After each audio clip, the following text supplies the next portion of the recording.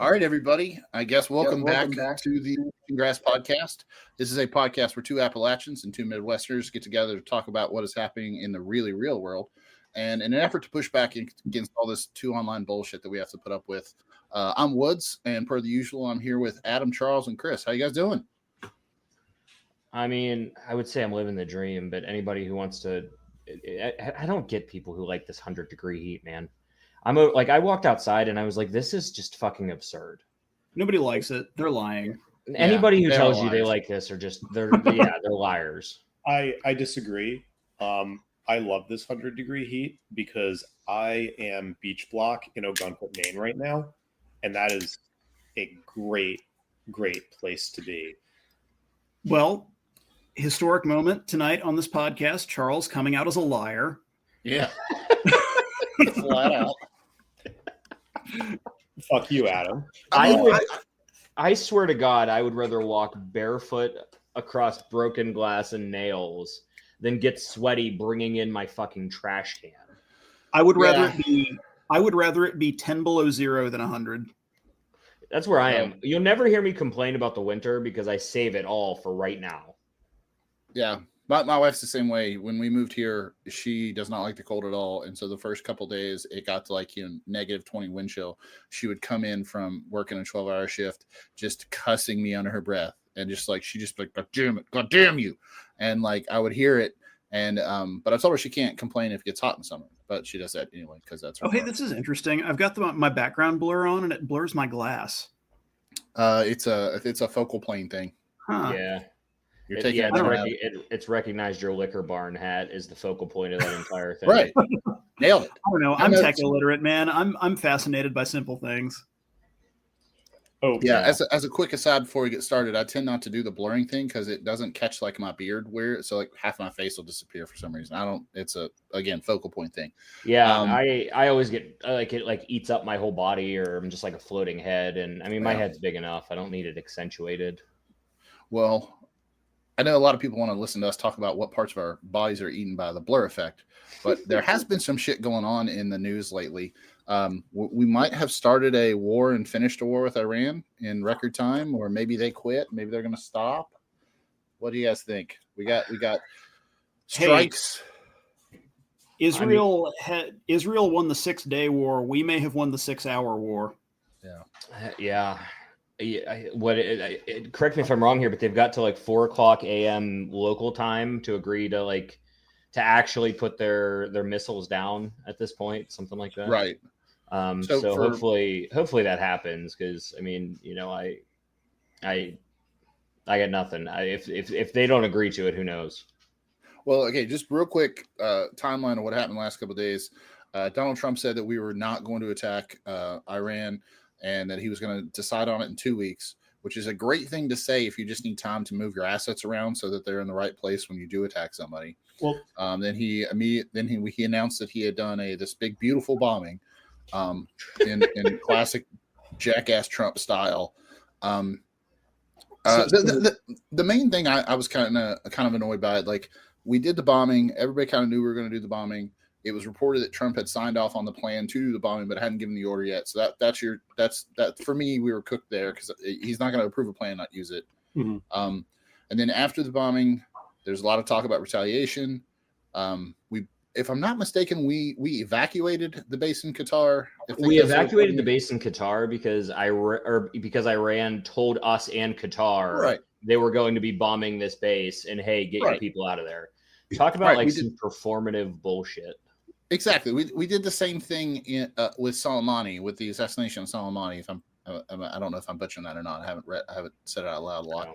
Iran, with the whole thing with Soleimani, and let me tell you, I had a very brief freak out in my life because during Trump's first term, when we bombed and killed Soleimani, and that retaliation was anticipated, I was in Egypt at the time. So I was oh shit, this region's going to collapse into chaos. I'm in danger right now. But then Iran just kind of did a performative nothing, and then everything was okay.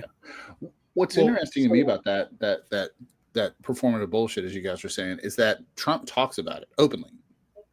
And he's not one. Well, yeah, Trump isn't getting aired on domestic Iranian television. Oh, that's true. Yeah. Yeah. I just think that would be something he would like, because Trump's an idiot. He's not a thinker, but he does know how to like play the media and keep his political coalition together. And I think saying that, yeah, we hit them or we killed their guy and we knew they had to save face, so we let them blow up some of our buildings and everybody's okay with it. Like, that just makes him it all like performative bullshit, and it doesn't make him look like the strong man, alpha male that he wants to be. So I'm just surprised he brings that up in interviews. It's kind of weird. I don't think that he's doing it for any rhyme or reason, because like one of the reports that I read as like an after action review from, I forget what we called it, Operation Midnight Hammer or something like that. Cool. One of the reports out of it was that they diverted some of the B-2s, the bombers that they used to carry bunker busters. They diverted some of them into another part of the world because they were worried that he would leak the details of the attack on his own social network. So there was basically like a head fake of B-2 bombers in another part of the world. So that they didn't put our actual service members that were going to drop bombs on Iran at risk. Like, I don't think that he's doing it intentionally. I think to an extent he just likes to brag of, hey, look what I know. Yeah. By you know what I mean? Yeah. He has no filter whatsoever. No. Operation Midnight Hammer, probably the first military operation to also be the name of a pornographic film. Is it really? If it isn't already, it will be by the end of the year. I didn't need to know that. Well, I think that says more about Adam than it says about our military expertise, but we'll move on. Anyway, look, I understand that there are a lot of people who don't approve of the intervention in Iran. I'm not one of those people. And Chris, I know you and I are going to disagree pretty strongly on this one. Over the past 40 years, Iran has built a network of terrorists and, frankly, some of the worst human rights abuses going on in the world. There's no way you can look at the Yemeni civil war and the slavery and sexual violence and other crimes against humanity of the Houthis and think, yeah, I'm glad Iran did that. That was a good thing for the world. There's no way you can look at the genocide that took place in Syria as a direct result of Iran and say, yeah, Iran did a good thing for the world by propping up Bashar al-Assad and helping him murder hundreds of thousands of Syrian civilians. There is no way you can look at Iran's involvement in the Lebanese civil war and their subsequent propping up of Hezbollah and say, yeah, Iran did a good thing there. Well, you can if you're Jackson Hinkle, whose Twitter crashed out during the initial bombing. We can, of course, talk out. We have on the agenda for later. But assuming you're sane, there's no way you can look at any of those things and think, yeah, these were good things. This is a responsible global and regional actor. And given that, there's also no way you could conclude that a regional actor that shares all of its missile technology with these, I think we all agree, horrible proxies, although Bashar al-Assad thankfully no longer controls Syria, should be trusted with nuclear technology. So then we get into what exactly did they have for a program?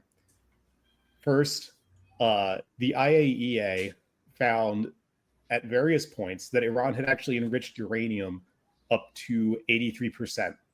For some context, the bombs that we dropped on Hiroshima and Nagasaki in World War II contained uranium enriched only up to 80%. So you don't need 90 to make a nuclear bomb. Yeah. When were those readings made though? Like, or when were those findings made? Those were found in 2019, I believe. But to my knowledge, Iran never got rid of that. So they had that in their possession. They had 60% enriched uranium in their possession as well. That's more than enough for a smaller nuclear reaction. There's no civilian purpose for it. There really isn't. If you're enriching uranium past 20%, it's for one purpose, and it's to make a nuclear bomb. Unless you're the United States, France, or China, and then you use it for your nuclear submarines and the reactor on your aircraft carrier as well. That's really the only purpose 60% enriched uranium has. And Iran, I think we all know, is not building an aircraft carrier and does not have the technology available to build the reactor for a nuclear submarine. They don't even really have a navy beyond some speedboats. So if you're Israel or if you're anyone else, do you want to trust a country with this nuclear material or not? So I don't. Can I just make a point before you guys? No, before you guys discuss this, and I'm not weighing in pro Iran having a nuke or not. I also agree it's a volatile situation and they shouldn't have a nuke. From what I'm looking at here, the 83.7% purity that was reported in 2023. Oh, so that would be yeah. So so that would be after the deal. We pulled out of the deal and took all the guards off them. So and just point of fact. Yeah, and just a note on that nuclear deal though. That nuclear deal gave Iran up to 24 days to get ready for an inspection. That was the main sticking point for everyone who had legitimate concerns. It was more than enough time to move and hide the material. It's also why Trump telegraphing the strike on Fordow as he did was counterproductive and incredibly fucking stupid. But sorry. No, you're good. So just to be clear too, I don't necessarily disagree that someone needed to do something if Iran was in fact, as close to a nuclear weapon as folks have said they are. But it is worthwhile to point out that our own director of national intelligence said that they could not weaponize uranium. Even if they can enrich it, they couldn't put it on a ballistic missile and actually weaponize it. Even assuming Tulsi Gabbard's wrong, because let's be honest, she's a dumbass. Chris, I want to cut you off there because I think this is one of the places where I would trust Tulsi Gabbard's input the least. Tulsi Gabbard documented a sadist. I'm not going to trust her. To be fair, I was in the process of saying that she's a dumbass and she could be wrong. Yeah. But I'm not even saying she's wrong. I'm not even saying she's wrong. Even Tulsi Gabbard is saying she's wrong at this point. I'm saying she is motivated to give misinformation here. She supports these types of regimes. I see what you're saying. You're saying that she's not actually willfully ignorant. She's just knowingly spreading a lie. Which, what our own CIA I don't know which one of those is better, Russian asset at one point. I mean, I don't have the Adam Strider intelligence agency to go investigate in Iran and say that she's wrong. I'm saying that she has a documented history of motivations that suggest you shouldn't trust her on this point. Again, I don't trust. Which is exactly why she should have never been director of national intelligence. Well, yeah. I think we all agree on that. My entire opposition to this entire thing is that at some point in time, it doesn't need to be us that we send. You know what I mean? Yes, we were in this specific situation, we were the only folks who had the bomb that could hit Fordow and the other underground facilities. I get it. And my opposition was never to that plan. If you read back in our show prep, my verbatim words were, they had better not send a single American soldier to handle this because Iran is a nightmare to invade on the ground. Now, I would say nightmare. I'm going to partially agree with you there, Chris, because on the one hand, Charles's point is very well taken. The Iranian Islamist regime is one of the most malign forces in the region. 100%. If not the No world. disagreement. They cannot be allowed to have a nuclear weapon. And the nation states that are capable of preventing them from having one should. But as I've discussed with you guys before, I think that the Iranian people there's a wide gap between the Iranian people and the Iranian government. and that if you were to reset from like zero, Whigs and Tricorns Constitutional Convention in Iran today, they would produce like a center-right democracy. And but the worst thing that can happen for that becoming a reality in the future is for the vehicle of regime change to be the United States and Israel. Yeah, I think there should be regime change in Iran. Israel's track record of regime change, but I mean, I'm almost 40 and we're 0 for 4 in my lifetime. I think there should be regime change in Iran. I think the worst thing for there being regime change in Iran is the US and Israel trying to cause regime change in Iran. So, like, partially agree, partially disagree. I think that the US and Israel can absolutely play a role in that in Iran if the negotiation, assuming the ceasefire holds and assuming the negotiation and then the subsequent negotiations fail and we're back at where we are. The Iranian people do need to be the ones who fight for their own independence from the incredibly tyrannical rule of the Iranian Revolutionary Guard and Ayatollahs. But there is a role that we can play in all of that. We're really good at giving weapons to people. Yeah. And I don't disagree with that. You're not wrong there. That's why I am the Arsenal of Democracy's biggest fan. Yeah. And in addition to that, I think what the 11-day or 12-day conflict between Iran and Israel revealed is that calling the Iranian military a paper tiger is an insult to the paper tiger. This is like, they did in fact make Putin's military look good. I mean, look, by the end of the campaign, Israel was conducting some of its aerial refueling missions over Tehran. That is the degree of control of the airspace that they had. They had drones just low-flying, circling Iran unopposed. Yeah. Well, and that's what happens when you set up these proxy forces, for lack of better words, when you're propping up Hezbollah and all these other terrible terrorist organizations.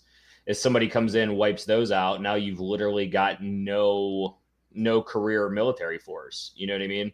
And even then, like, had you not wiped out Hezbollah and the other organizations, had they not been wiped out prior to this, they're not exactly the bastion of military force either. They're just terrible fucking people that that commit acts of terror. So I agree with you though. We want to if we want to arm someone for regime change, let's do it. But I stand firm that American lives shouldn't be lost for what happens in Iran.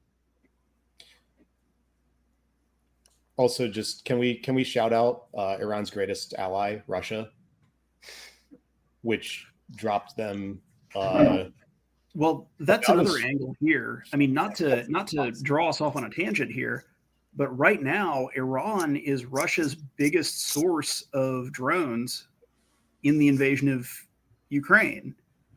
I mean, other than the U.S. and China, the big drone manufacturers are Turkey, who's a NATO country and can't supply Russia, and Iran. And Iran might be out of that game real soon. I didn't know that.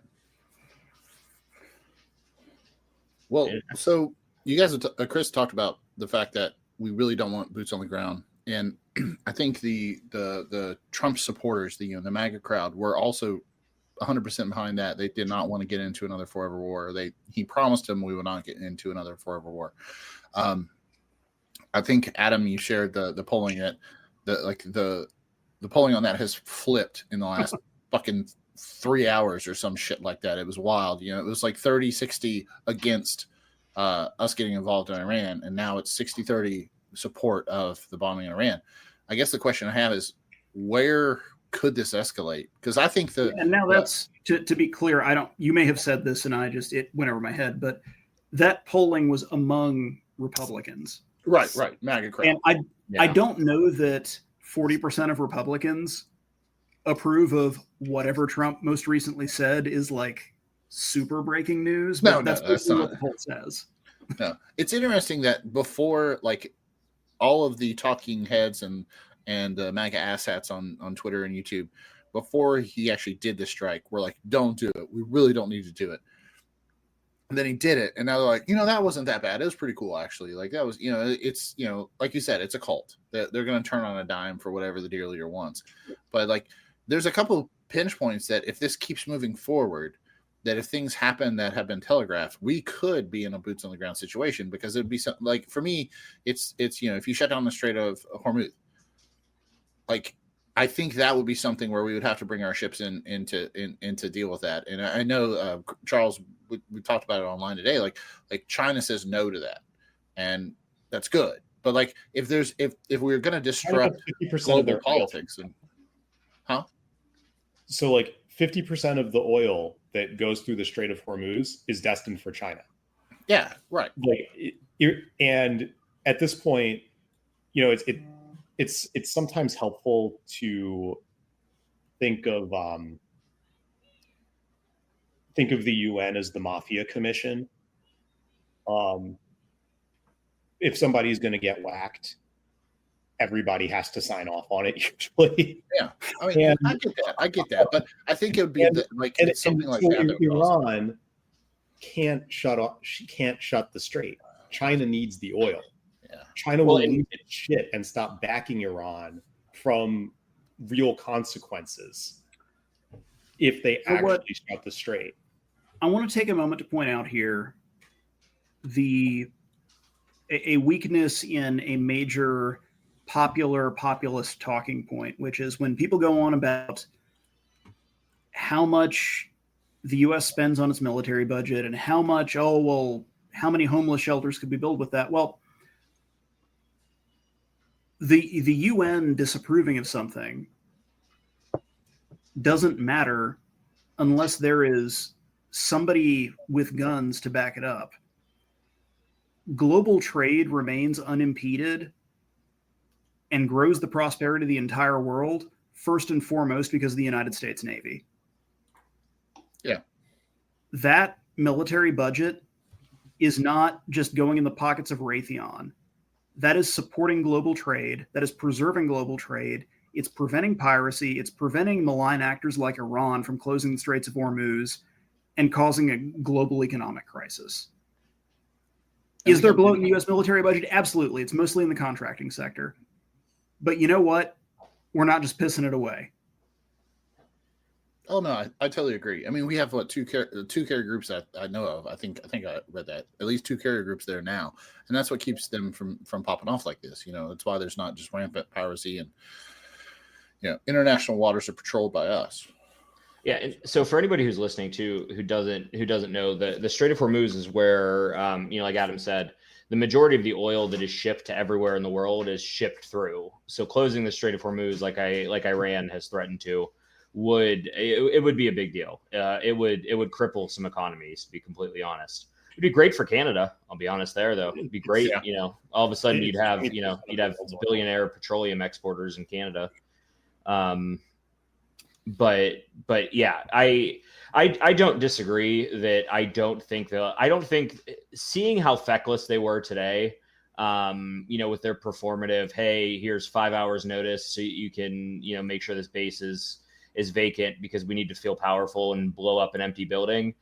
I woke up this morning like, oh God, I need to fill up the cars before they close the Strait of Hormuz and gas skyrockets. I woke up this morning feeling like that. And then when I saw how quick they were like, oh, just trying to save face, I was like, yeah, they don't have the stones for that. Yeah. I'm going to be honest, Chris. I every single time I tried to game out, closing the strait for Iran, I came to the conclusion that they just weren't going to do it, either because they lacked the capacity with 2 carrier strike groups in the area, or more likely because the second that they actually closed the strait, instead of voting to close the strait and then not doing anything based on that vote, I came to the same conclusion, which was they were not going to do this. A, lack capacity. B, that's the one thing that would actively turn people who were okay sitting on the fence, like internationally, I mean, like countries. That was the one thing that was going to turn all of their neighbors against them. Yeah. And China against them. And I mean, strategically, I see why they considered it, though, because like, especially the countries Trump's trying to, quote unquote, negotiate trade deals with, would have been very heavily impacted by it as well. In addition to us being so heavily impacted. Yeah, I mean, they considered that. They considered blowing up other people's refining capability, other countries' refining capabilities in the Middle East too, and they came to the same conclusion that they came to on the Strait of Hormuz. They can threaten all they like, but if they actually do it, they're not going to exist anymore. And so at that point, the choice was either surrender with whatever dignity they could muster in a ceremonial retaliation and pray that the conflict didn't continue, or, do the thing and die. And they chose rationally for once. All right. Well, wrapping it up, Iran bad, intervening in Iran complicated. Next topic. Well, let's clarify too before someone tries to come for it. The leadership of Iran is bad. Yeah, like you pointed out, there's a gigantic difference between the leadership of Iran. No, when I say clarify. When I say Iran bad, I mean the government of Iran bad. I have no ill feelings toward the Iranian people. The people of Iran are much more secular than our media lets on, and we focus on the government and its atrocities. I can just say as a quick aside, like I have 5 or 6 friends I can think of off the top of my head from grad school, and they came here to get a PhD knowing there was basically zero chance they could go back home, because their government would not recognize their degrees, and they would not be working there. So I remember one friend, he went to visit his family in Turkey. Like that's as close as he could get. Like this, the people are good people. The leadership is shit, and we'll leave it at that. Yep. Somebody here wanted to talk about a gentleman by the name of Jackson Hinkle and his Twitter profile blew up. I only know this guy. We are talking about somebody who, if you don't spend a lot of time on Twitter, you probably don't know who he is. So I'm going to issue a preemptive. To be fair, I spend a lot of time on Twitter, and I still don't know who the fuck he is. Well, I can tell you right now, I know who this guy is because he's been on InfoWars before. So that's the caliber of shithead this guy is. I'm going to issue a preemptive. That's crazy, man. You see the game last night? Yeah, right. Segment, but go ahead. Yeah, well, I mean that's basically the response that any normal person has to seeing his Twitter. This is the MAGA communist guy, if I'm not mistaken, right? Yes, this is MAGA communist.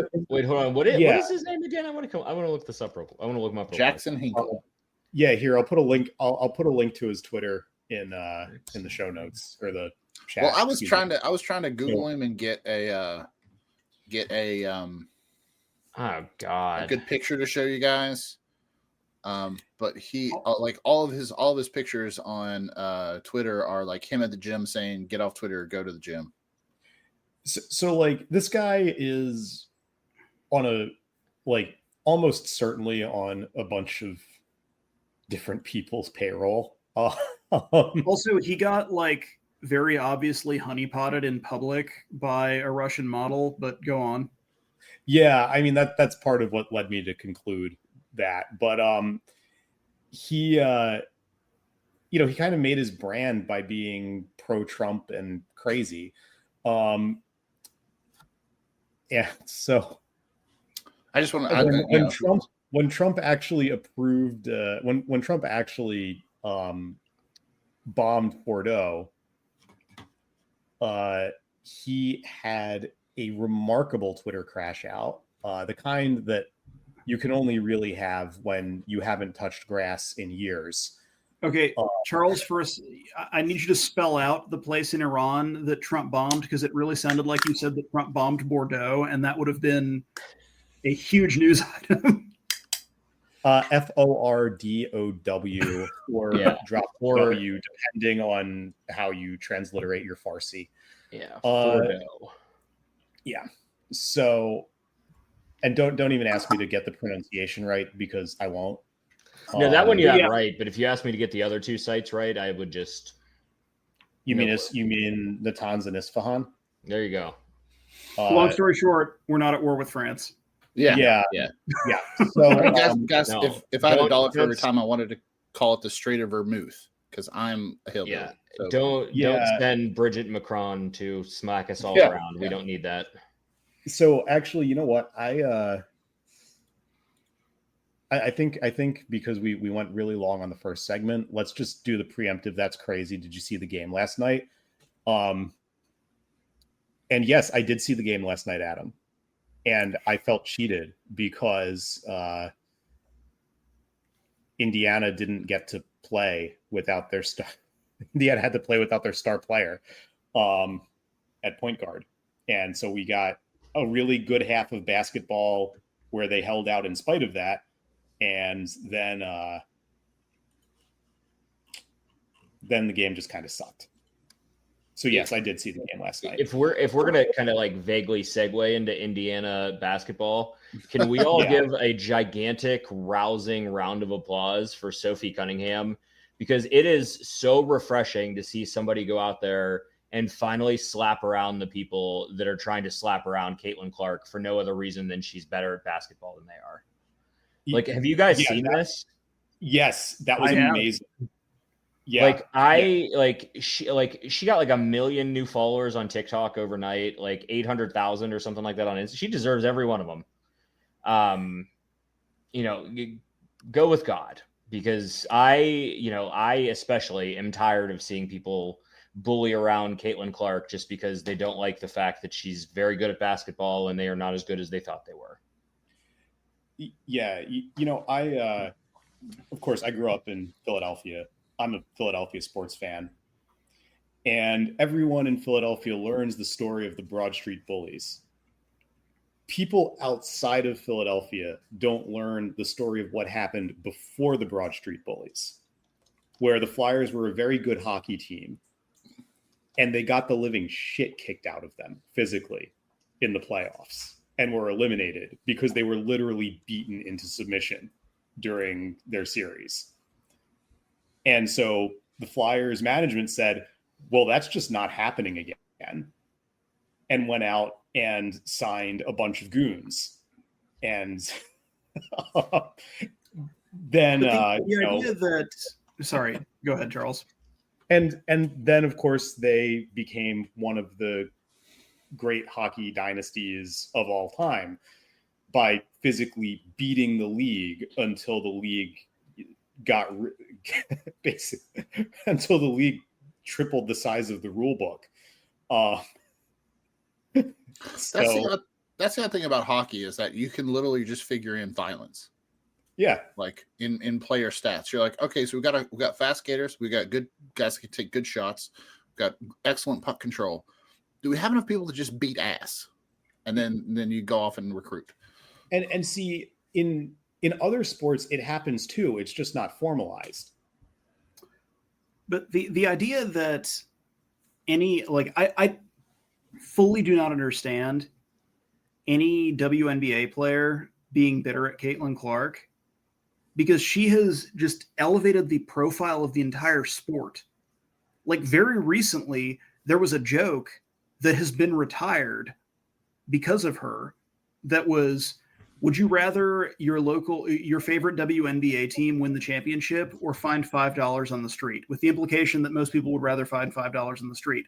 That's not the case anymore. People pay attention to the WNBA now. Like, right. If anybody knows who you are, like, there's a decent chance it's because of Caitlin Clark. Well, I mean, even aside from that, her rivalry with Angel Reese is so fun to watch. Like, talking about two people who are so good at what they do. And like, I love watching, I love watching the back and forth and, and watching them both get chippy. Like, I don't know how anybody can, my wife we've always watched a lot of college softball in our house. So we have, so I've long been on the women's sports bandwagon, you know what I mean? Like before it really like blew up in the mainstream the way that we've seen it. Like, I don't know how anybody can watch can see what's happened in the WNBA, and not give them the credit that they deserve. Like right now, for example, I know they're trying to really lean into revenue sharing like they have in the NBA. You got to give it to them. You know what I mean? Like they're the ones that are generating this, and they deserve to share in it the same way that men's sports do. Oh shit, we lost the host. Oh, how's that work? This is a coup. I'm the host now.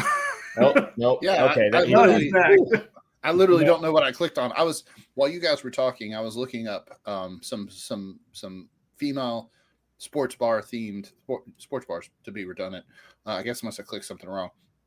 But I had heard about one that was called the Sports Bra that was in Portland, Oregon. And then because of the success of, the name's genius, but because of the success of women's sports, like Adam was saying, and like Chris was saying, they opened one bar up and now they're opening a chain now. They're going to 3 or 4. Just in Chicago, you have Babe Sports Bar. And then we also have Whiskey Girl Tavern, which is a female themed sports bar for, women's sports. And it caters towards the LGBTQ community, but it's a sports bar. Like this is a thing that makes money. Like Adam says, like this would not have been elevated to the point it is if it had been for Caitlin Clark. Right. And I mean, again, the point I was trying to make with like having watched a lot of women's sports is like, I don't necessarily agree that it should have, that it required someone like Caitlin Clark to be good basketball, but like she definitely being as good as she is and being a generational talent and also coming up with Angel Reese put it a lot more on the map than it was. And it's finally, I think we can all probably agree here that it's finally getting the attention it deserves. Mm-hmm. And that's not like that whole discussion. That's not to short sell Angel Reese, who is a terrific basketball player and 100% on the same level as Caitlin Clark. We were just talking about Caitlin Clark because we were talking about her being specifically targeted by other teams' players. Right. But the sport needs both of them. It's there's a saying that if you're the only lawyer in town, you're going to be real poor, because there's got to be two sides to be a rivalry. I had to really think about that. Yeah. I'm glad you explained that, because I'd still be sitting here trying to figure out what the hell you were talking about by that, because my brain immediately went to, it's a natural monopoly. That's fine. No, because if there's only one lawyer, there's not two sides to a lot of cases. Right.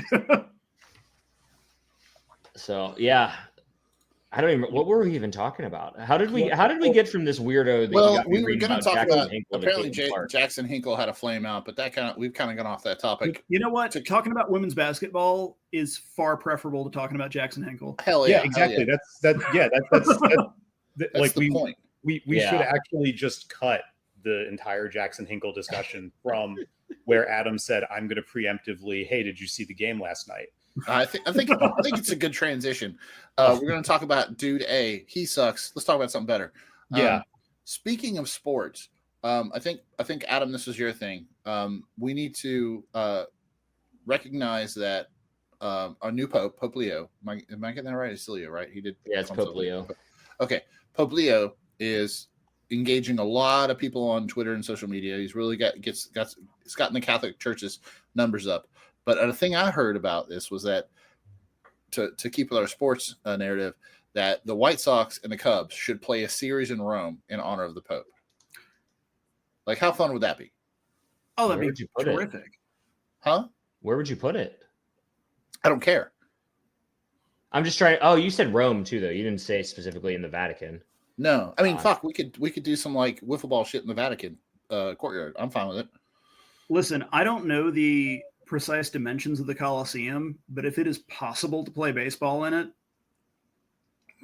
that would be a world historic event. Yeah, but imagine hitting like a really just a beeline out to like left field and hitting a window that was like 16 centuries old or something. You know. So some shit like that. The Coliseum is 6 acres in size. That means nothing to me. Yeah, I'm trying to figure out what that is relative to a baseball field. But Adam, you posted that the our Pope's getting more traction on Twitter than a lot of Republican shitheads. I think that's good. Well, one of the greatest moments in world history is when a group of folks lining the sidelines of a papal procession got the Pope to join in a White Sox chant. What is a White Sox chant? I don't know. What is the chant? Because like they're just not a good baseball team. Yeah. What do you have left to chant? Well, no, but that's the thing. If, as I said when he first was named as Pope, if the White Sox suddenly become competitive, like that's going to start a whole discourse on the efficacy of prayer. Yeah, we'll have to discuss it.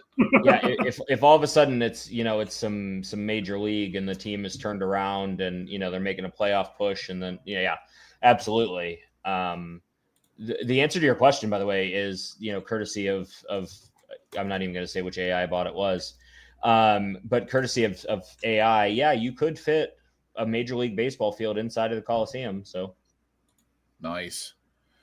And to history Adam's be point, damned, why not? Okay, I'm trying to Google this in real time. I'm sorry, I'm not good. But if Adam is correct and the White Sox suddenly become a contender in Major League Baseball, let's caveat that. Don't say if Adam is correct. I did not predict this. Okay, but if this happens, then I, a condensed matter physicist, will have to actually give some credit to noetics, which is the science of trying to like measure the soul of people. Have you guys heard about this? It's like trying to quantitatively measure how prayer works and how like the soul like it's the kind of shit like measuring your body before and after you die. I was gonna say I feel like I read a Dan Brown book. You were exactly right. It was in a Dan Brown book and it was horse shit. Well, yeah, I mean, all Dan Brown. Nobody reads Dan Brown books because they think. Well, I was going to say nobody reads them because they think they're true, but I can't even say that with any. No, you can't. No, I don't read Dan Brown books because I think they're true. I read them because I think they're entertaining. Exactly, I agree with you 100%. This particular branch of science was in, I believe, it was the lost symbol, which is frustrating. The ending is so frustrating. I can't. I won't even spoil it for people. You have to have that rage on your own. Yeah, imagine audio, like listening to it as an audiobook too, and then that terrible ending, like listening to it for like 20 hours, and then you get to the ending, and you're like, "What the?" I would have rather sat through the Sopranos ending all over again. The audiobook of the Sopranos ending. Yeah. Okay. I have moving along on the outline. I have one thing I would like to discuss. It's not political. It's just pure me wanting to shit on another human being, and that human being is Alex Jones. And then we can get to some lighter stuff. In the news, Alex Jones has been sued again. This is kind of his repertoire right now. He has been to loop everybody into the story. If you haven't been paying attention to Alex Jones, there was a horrible tragedy in December of 2012 in Newtown, Connecticut. A gunman killed 20 children and 6 adults, and it took Alex Jones literally 72 hours to call it a hoax and start what would be a years-long campaign of harassment and just ruining the lives of the families of the children that had been killed. He was found legally liable for that in both Connecticut and Texas, mainly because he didn't do anything to help or work with a discovery. Like he just didn't turn over any fucking documents.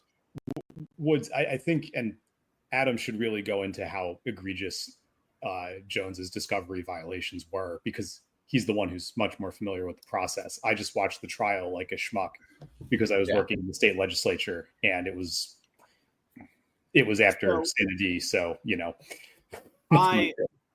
because I don't follow.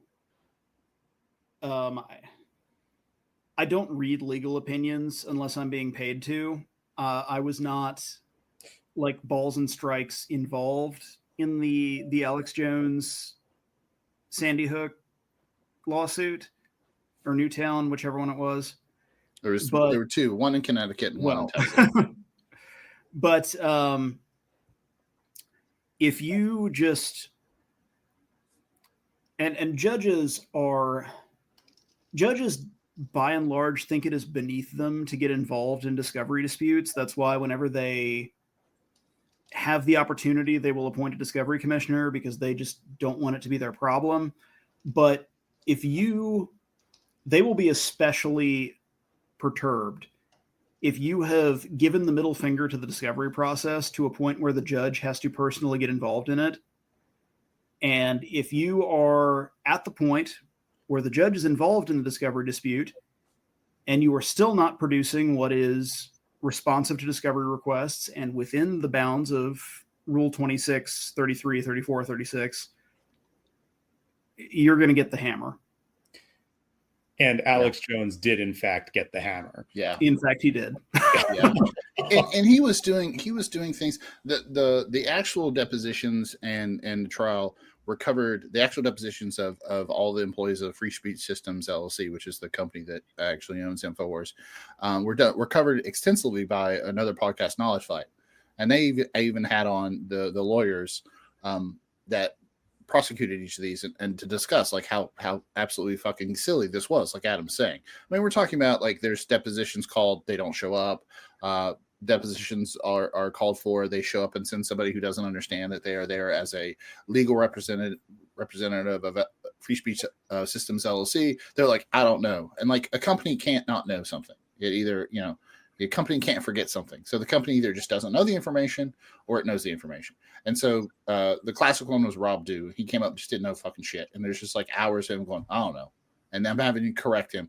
So like Adam said, he made Adam Jones and his people made a mockery of the discovery, and they lost. They were given a default judgment. You mean Alex Jones? Don't give him that honor. What did I say?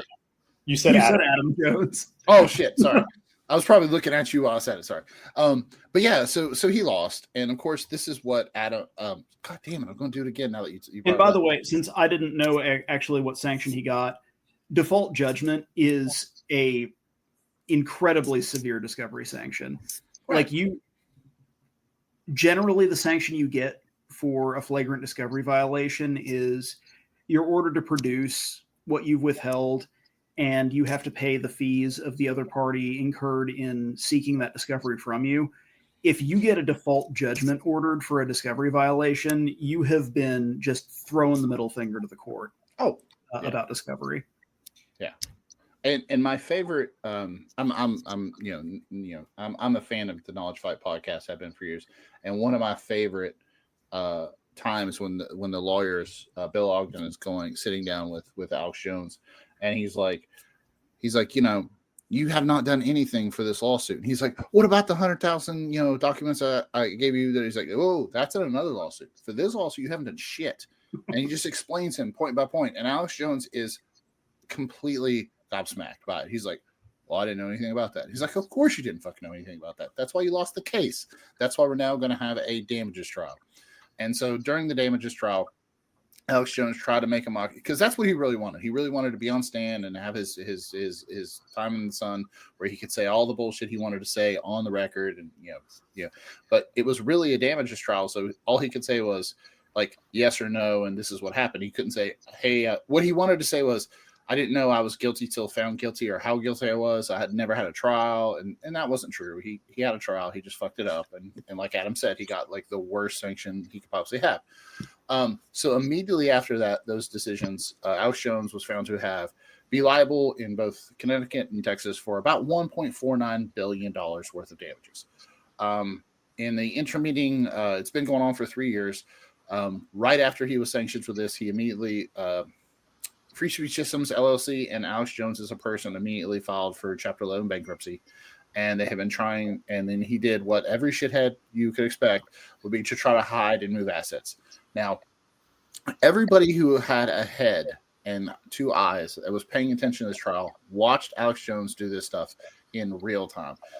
It went from InfoWarsStore.com to the AlexJonesStore.com, where they had nothing to do with Alex Jones because it was owned by one of his employees. They created a separate company, moved all of it over to there. They did that for a couple months, and then they moved it to a third company that it's one of those companies that does the like I'm going to give away a truck kind of promotions. So it was all very not hidden at all. But recently, I just want to just briefly bring this up because this might be a good thread that could actually maybe land Alex Jones in jail if we're lucky.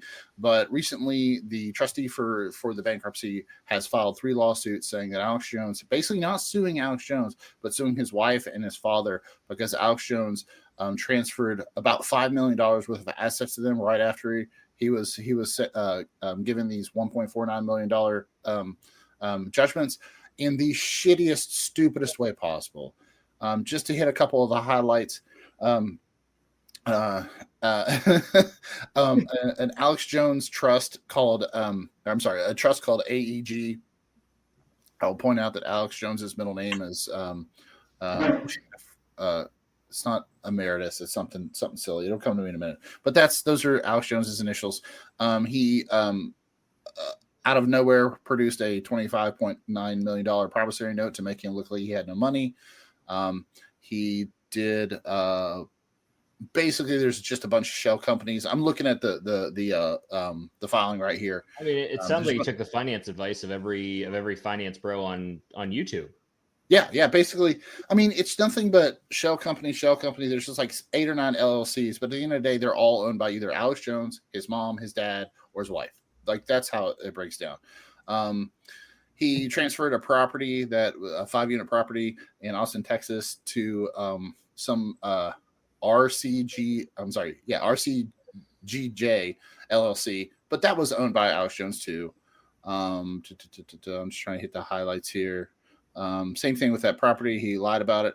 Oh, this is a fun one. He gave his wife $1.5 million in cash right after the judgment, and he said that was a payment for I talked to Charles about this before. When Alex Jones and his current wife got married, he agreed to pay her $12,000 a month, like just as like her stipend, as like a dowry. No, I mean 12,000. I guess you could call that a dowry, but it's supposed to be a month, and it was supposed to be ratified before they got married.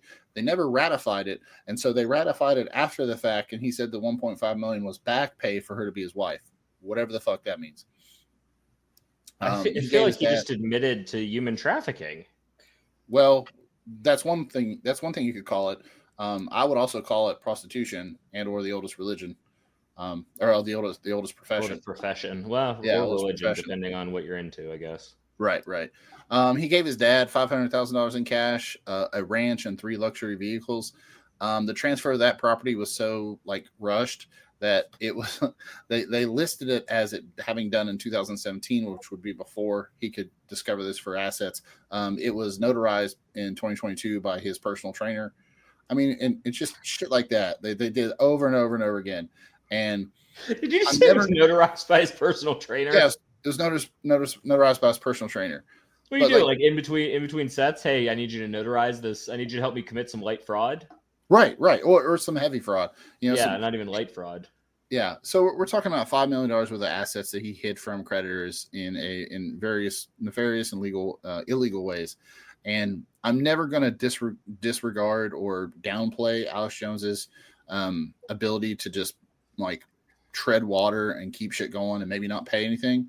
But this looks like something that if the right judge gets in front of the right judge and they pull the right thread, this could actually unravel and hopefully send Jones to jail for a couple months, or maybe 6 months, a year, whatever it is. But I think it's fun. It's always fun to watch a shitty person get just shit on. So yeah. So here's the legitimate question: is what's that? Oh, I was saying I love it when bad things happen to bad people. Oh, yeah. For sure. So here's the legitimate question though, and this isn't like me with some big setup. did he actually break the law, or did he just do some really sketchy shit to get out of being a terrible person? And the fact that none of us can immediately jump and be like, yeah, no, he broke the law. Yes. Well, so according to court documents, the altering of documents and lying about when assets were transferred is illegal. Yeah. So he flat out has. Okay. I thought I was under the impression that he was just moving shit around and like trying to keep prying eyes away. Yeah, I did. Okay. Yeah, because you have to assume at some point he went under oath and swore that what he was saying was truthful. Right.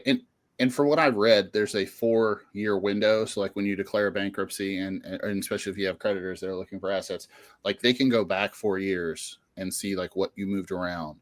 And this 2017 thing would have been outside of that window, but it was notarized in 2022, and like they're like, no, you can't do that. Like you're just faking shit here. And like throughout there's 3 separate lawsuits that the trustee has filed, and throughout all of it, they keep referencing the fact that all of the documentation of these asset transfers that they say have taken, like I said, $5 million outside of the purview of the Sandy Hook families recouping, this $1.49 billion. Like it's all shit. Like it's all just the shadiest thing. So they want the court to look at it and prove, in a detailed fashion how illegal it was. Gotcha. So, and this is not the type of law Adam wants to do. Not only is it not the type of law that I want to do, it's not the type of law that I do. I don't have any insight to provide in this area. Yeah. Well, let's just all. I think we can all rejoice in the fact that Alex Jones is gonna. It seems like he's gonna finally get his due. I mean, it's never gonna be compensation for the. It's never gonna be compensation for the hell that he put those families through by making with all the conspiracy theories about Sandy Hook and all that. But like you said, I never want to see somebody go to jail. It's never my favorite thing to see, but I wouldn't lose any sleep over Alex Jones rotting in a federal prison for 6 months. No. I actually would lose sleep over Alex Jones rotting in a federal prison for 6 months. For one reason. I watched the Sandy Hook damages trials, both of them. And that included watching the testimony from the plaintiffs.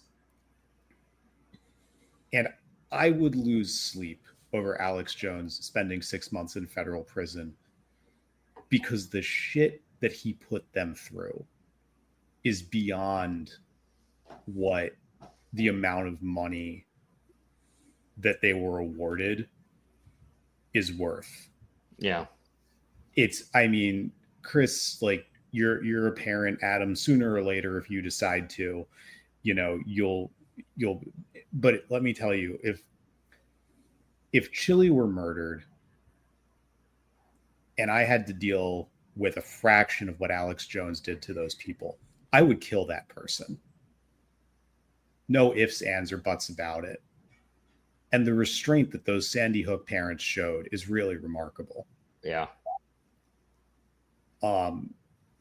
He deserves a lot more than 6 months for what he did. And he's a total piece of shit. Oh, for sure. Yeah, for sure. And that's why I sleep. Yeah. I mean, to be fair, I was just saying, I just threw out the arbitrary number. I would like to assume that for defrauding the United States government and then also cheating people who are entitled to damages, that you would get more than 6 months. That was again, just an arbitrary number that I'd thrown out there. I can agree with Charles in that I read the Sandy Hook book, American Tragedy and the Battlefield of Truth, and then I've watched the documentary on Max. It's The Truth versus Alex Jones. And one of the things that always hits me, like just blindsides me, is the kind of just audacity of the random person in America that felt that they had a window or some kind of invitation to go and harass, just even interact with the Sandy Hook parents for their own benefit or for their own for their own gratification. In the book, there's a woman who is just like some failure to launch middle-aged woman who ran a cleaning company, and when they said that like so-and-so cleaning company was hired to clean the school, and she's like, I don't believe that. I'm going to go down there and harass these people. Just inserting yourself in this narrative and these lies just because you were fucking bored or you didn't feel like people talked to you or listened to you. And you can actually watch, like Charles was saying in the Max documentary, you can actually watch one of the characters that promoted this whole thing, Wolfgang Halbig, go to Sandy Hook and just berate the parents at local town halls and things, berate the town hall lawyer, like yell in his face as he's trying to leave a meeting. That nobody died. You need to, we'll sue you too. Like they were inches away from the faces of these parents that were dealing with this tragedy. And the fact that Wolfgang Halbig's face does not have a big fist imprint on it for the rest of his life is amazing. It was a tragedy, and Alex Jones gets, in my opinion, whatever the fuck it gets, and it should be times 4, like Charles said. Okay, let's lighten things up before we get off here. We've gone for about an hour. I think some people wanted to talk about what they're doing for vacations. What the hell are you guys doing with the summer other than, I guess, melting? Oh, we're skipping media spheres? Do you guys want to do media spheres? I'm fine. Yeah, I mean, I'm good either way. We can record it, and if use it for because we're gonna cut that whole chunk of Jackson Hinkle out. So let's do media spheres. You say that, but Justin's busy, so it'll just sit there. I don't really know what you mean by media spheres. So okay, so like, and I was thinking about this the other day, trying to follow what was going on in Iran. So we have Twitter, which is basically where you go for a lot of open source intelligence stuff. A lot of prominent accounts only really update their Twitters. They don't update their left Twitter, also known as Blue Sky, which is where all of liberals and left-leaning people have accounts. But hey man, that's crazy! You catch the game last night. I know, but then there's also like fascist Twitter, which calls itself Truth Social, and then you have like regular Facebook, but then you also have Parler, which is fascist Facebook. Then you have YouTube and Rumble, if you're inclined for that. And then if you go into the dating apps, you have like Tinder or Hinge or whatever if you're a normal person, and then you have that like weird anti-vax one that Mike Flynn started if you're just kind of weird. Mike Flynn started a social network. Yeah, he started a social network / dating app for people who didn't want to be with anyone who'd gotten the COVID-19 vaccine.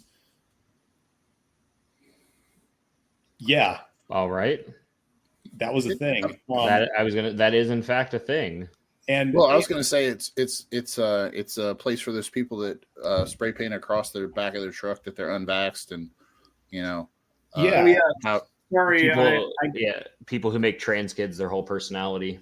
Right. Sorry guys, I got my 2 Moderna shots. I'm a lizard person now. Yeah. Dolly Gang here too, buddy. So I was thinking about it. It was bad enough when we had our own echo chambers, but we were all on one social media platform. Yeah. Now it's going to increasingly, as this trend continues, it's going to increasingly become everyone has their even narrower ideological hug box where they never have to hear a single dissenting view ever. And they just get crazier and crazier. And nobody's going to catch the game last night, Adam. and no one's going to touch grass. And that's why I wanted to talk about it. So counterpoint, the only social media account that I still have, other than I have a Facebook account that I don't check, but other than that, the only social media account I have is a Twitter account.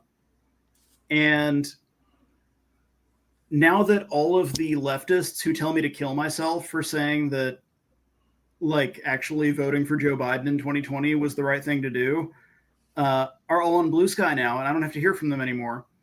And now all of my enemies are to the right, and I'm less conflicted about what I say on Twitter. No, that's a good point. Like, as a person that I don't know if this is an age thing, because I am a little bit older than the three of you, but not like generationally older than you guys. But like Twitter is just what's that? I said, don't let the beard fool you. He's not that much older than us. No, it's just I've been going gray since I was in my 20s, so this doesn't. No, he is that much older than us. Woods is a crypt keeper. Don't let Chris lie to you. Okay.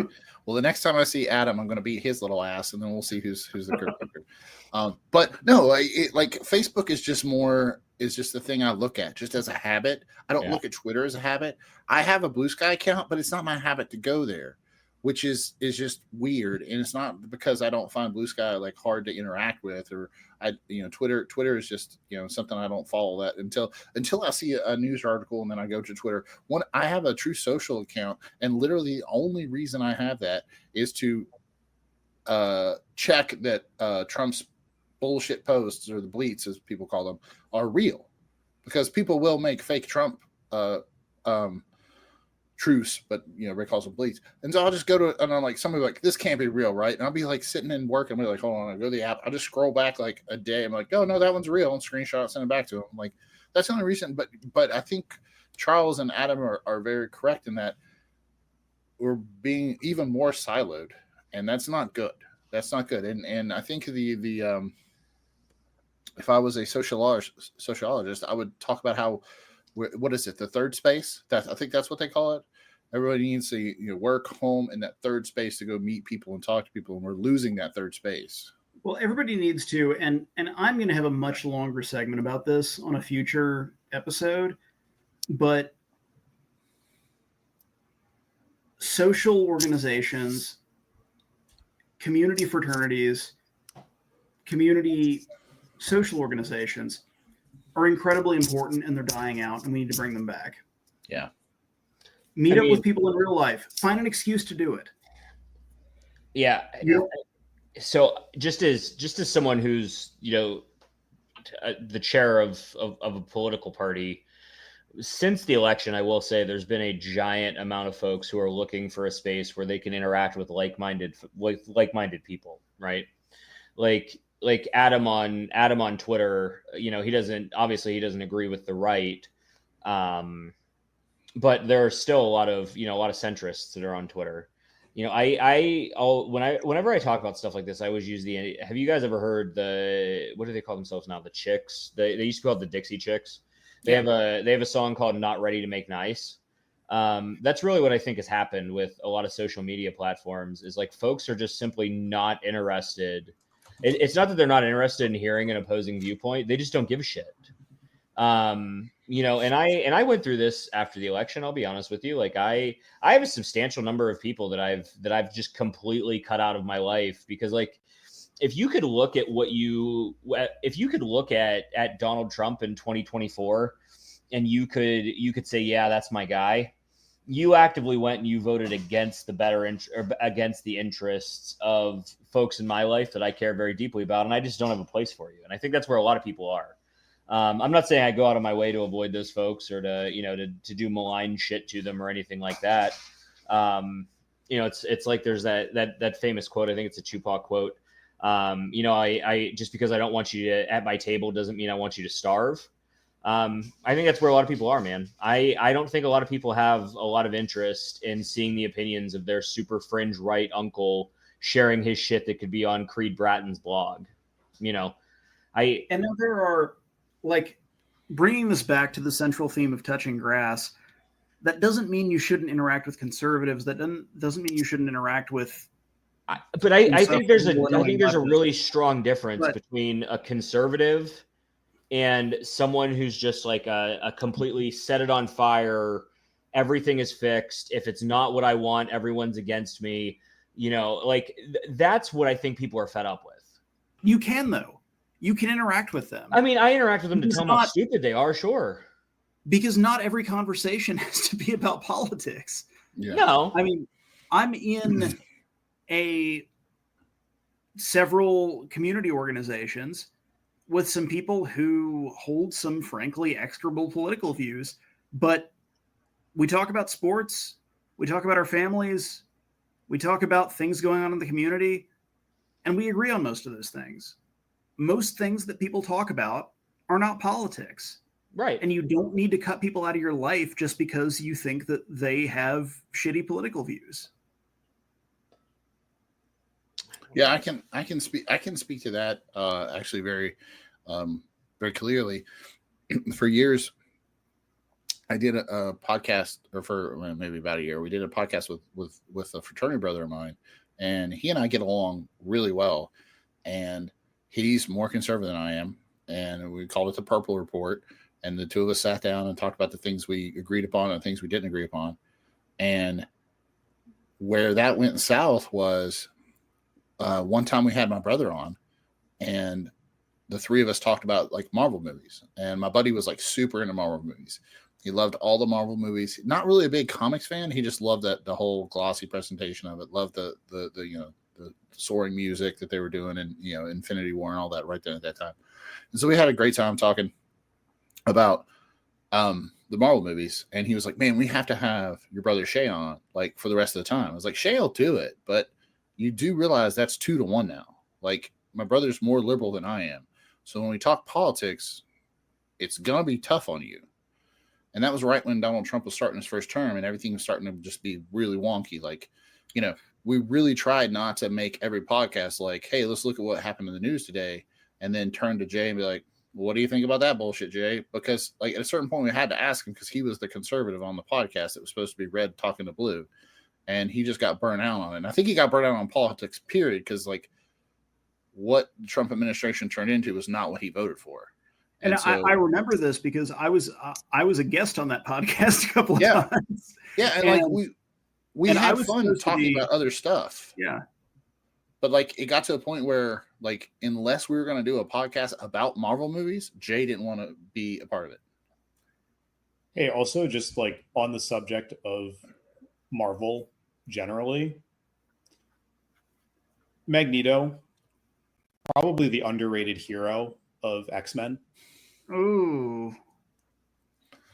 He has some problematic stances, but in general, he was pushing them in the right direction. Professor X was just a naive child of privilege who probably should have listened to the Jewish kid who, had lived through exactly where prejudice leads. Okay. So I'm gonna light this entire discussion on fire by saying that I think the guy who thinks that the X-Men need to register, like all the mutants need to register, is fucking correct. Because if there were people in this world who can set buildings on fire with their minds, yeah, that's not a metaphor for an underprivileged minority. That's a metaphor for gun control. Yes, like if there were people in this world who had magical powers that allowed them to destroy buildings within a second, like, yeah, I want them to register. Come on, that's ridiculous that you would disagree with that. I'm Team Magneto here. I guess my question is I guess I'll have to split the line here. Adam, how many mutants are you allowed to put in one magazine? What? We got if we're gonna go down the gun control, we got to start talking about magazine limits and shit like that. Like how many times can this one mutant blink in an hour? Whatever the fuck it is. I immediately went. I thought you were talking about comic books for a second. I was like, that's a weird term for a comic book. No. We have to do magazine limits. We got to do like rate of fire. So do all that bullshit. Here's the counterpoint to tie this all together, though, is that you're asking folks who are rational human beings to want to interact with people who really do believe there are people that can blow things up with their minds, and that Democrats sell children out of basements, and like that's what, like, that I'm really glad you made that point, because like that's basically what you're asking folks to do, is to ignore terrible qualities about people they're not comfortable around for the sake of finding common ground that just maybe doesn't exist. Yeah. You know what I mean? Well, like I'm not talking about like a Trump curious tech bro that's like right out of college and, you know, is cat, like I'm talking about those like dyed in the wool, like Donald Trump could do no wrong. If he asked me for every penny in my bank account, I'm gonna give it to him. Like the folks who ran out and bought that shitty Huawei phone that Trump is selling, or who traded it, who, you know, for 5 years railed against electric cars, but then went and spent every penny they have in expendable income to get a Tesla. Like, look, there's no common ground to have with them. A week and a half ago, speaking of community organizations, I went to a meeting, and the after meeting of that meeting of one of my community organizations, at which literally a week and a half ago, I, at the after meeting, had probably more drinks than I should have, talking to a guy who was at that time, and most other times that I have interacted with him over the past several years, wearing a MAGA hat. And we didn't exchange a word about politics. We talked about sports. We talked about our families. We talked about our jobs. And you know what? I like the guy. We have absolutely nothing in common politically. And that's why we don't talk about politics. Because most of most people's lives is not politics. No, you're right. I mean, you know, I think for 90% of Americans, they truthfully don't care about politics, right? Like I don't disagree with you there. What I'm talking about is, like, I don't think anybody really went and cut out rational human beings from their lives. I'm talking about the folks that like, you know, for a lack of better words, like, you know, like everybody's racist uncle at Thanksgiving, right? Like, that's who I'm talking about. Like, you know, and I mean, maybe I'm in the wrong here. Maybe I'm the dick about it. No, I mean, I don't think you're the dick, Chris. I think that Adam is making a great point, because, like, you know, when I lived in Lexington, we were involved in we did kickball league, and we did a bowling league, and it was like 10 of us were on a team. We go bowl against somebody else, and we all went to this bar near there and got drunk. I cannot believe I don't have a DUI from those nights. But like, and after the game, we'd sit and talk about everything. Like, so during the game, we talked. Yeah, you would have had common ground with Pete Hegseth. Yeah, I could have been the head of the DOE or the DOD. Did you ever get so excited when you were sober that you just started shaking for no reason?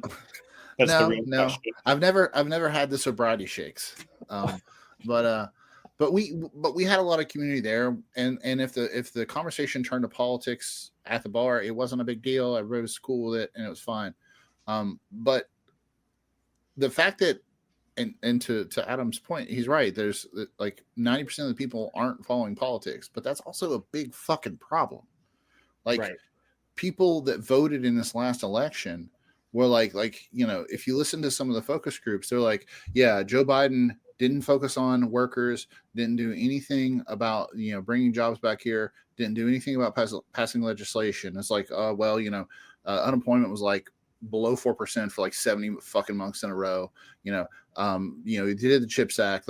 Like you would hear these voters tick off things that were super important to them, and they did not know that the current administration he either already done that or was working on it. Now, that could be the administration's fault, but the fact that they were then like, I do all my own research and the Biden administration has done X, Y, and Z. Like, these people are living in a different fucking reality than we were for the most part.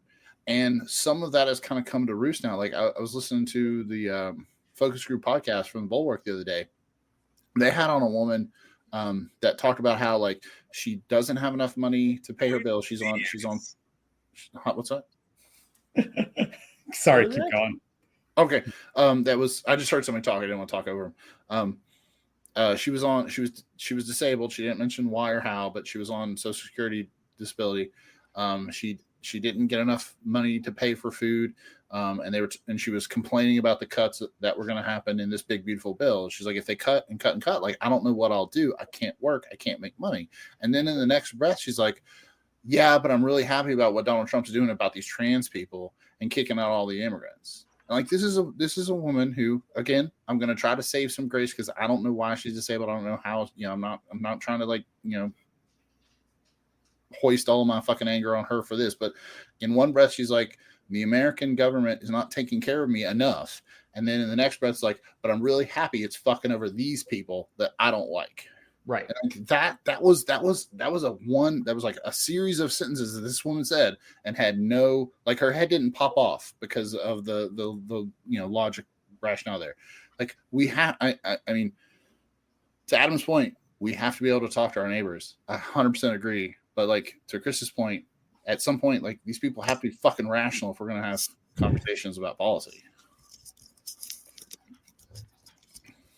Did I just end our podcast?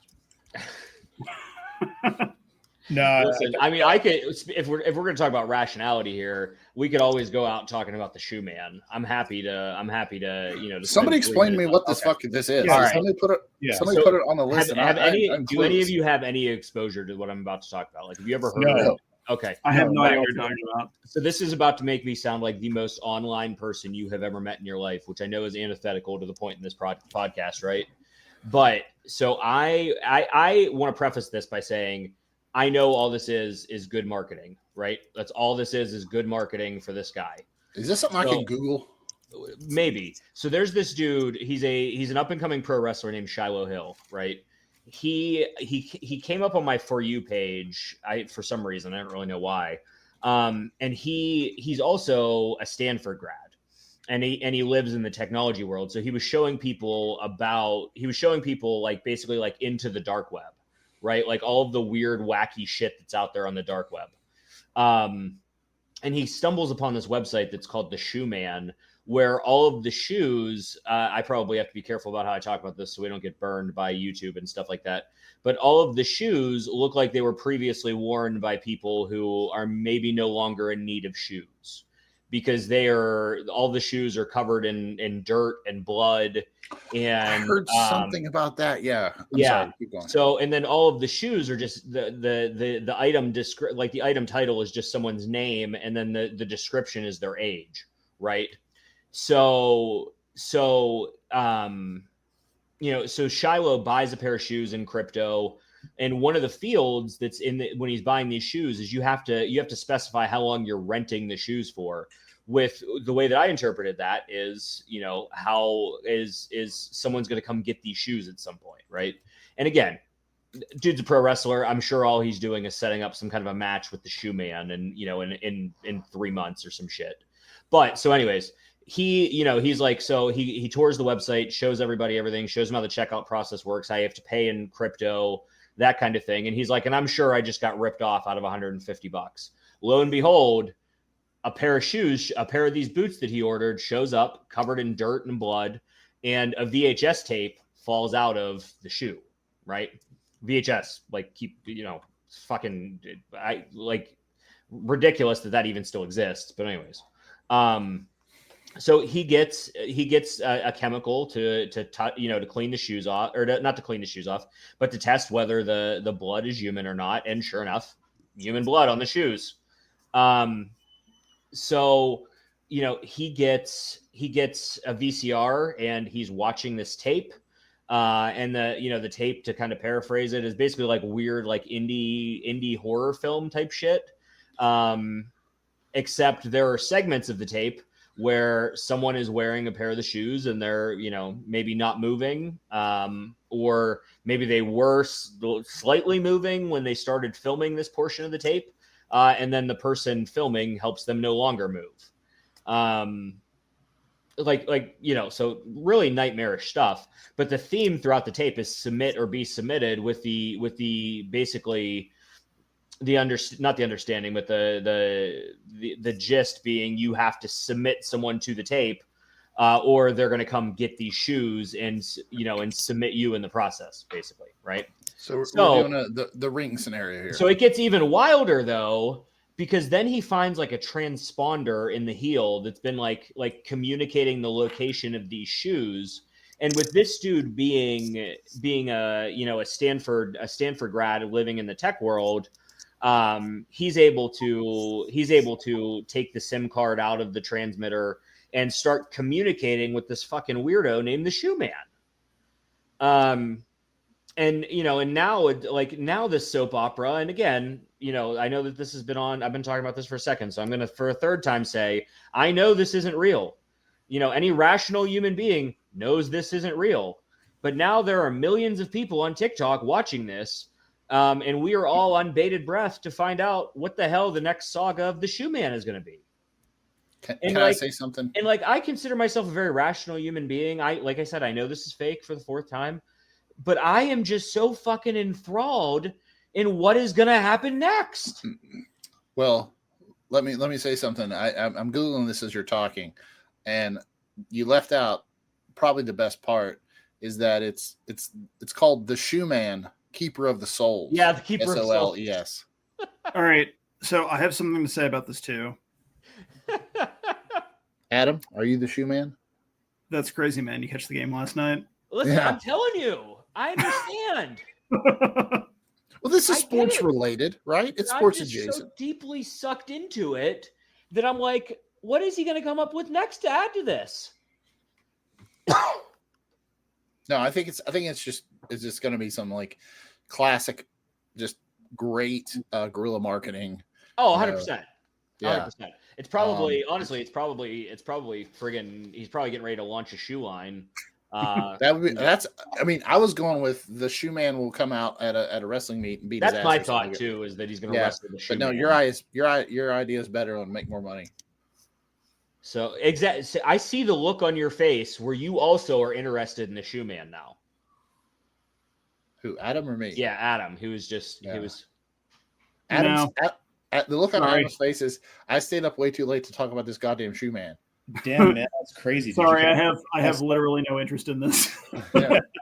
Well, I think and normally I also would have no interest in it. But okay, I'll tie this all back around for you guys, if I may. This also is this is something that's pinned to something that could bring people together, like wrestling. I don't give a shit about wrestling, but I have buddies that love it, and if we're out hanging around drinking beers, hey man, can we put on the meet? I'm like, fuck it. I don't know who these guys are anymore. I grew up in the Hulk Hogan era. All those guys are either dead or still working around pro wrestling, by the way. I mean, they are, but they're mummies.